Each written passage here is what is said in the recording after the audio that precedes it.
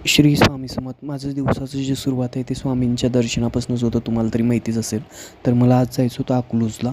तर अकलूजला म्हणजे विशेष जाण्याचं कारण म्हणजे काय, मामांचं जे हॉस्पिटलचं ट्रीटमेंट चालू होतं, तर त्यासाठी एक्सरे वगैरे काढायचं होतं.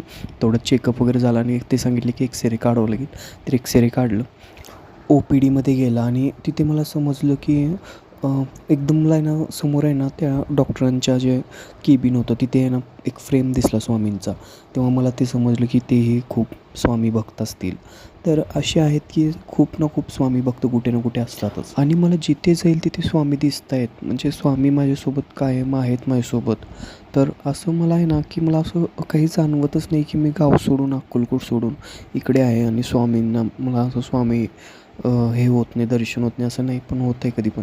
तर तेवढ्यात आलो मी शेताचे पैसे जमा करण्यासाठी मामांसोबत बँकेमध्ये SBI आहेत. तर तिथे येऊन बँकेत पैसे वगैरे जमा केला आणि कॉलेजला आलं श्वेताच्या. तर कॉलेजमध्ये नर्सिंगचं कॉलेज होतं. तर तिथे डॉक्युमेंट्स घ्यायचे होते, डॉक्युमेंट्स वगैरे घेतलं. तर तिथेही खूप वेळ लागलं, 1 तास 2 तास परत तर गेले असतील तर तेवढ्यात आलं घरी. घरी येऊन मग थोडंसं थारसोबत थोडंसं खेळू लागलो.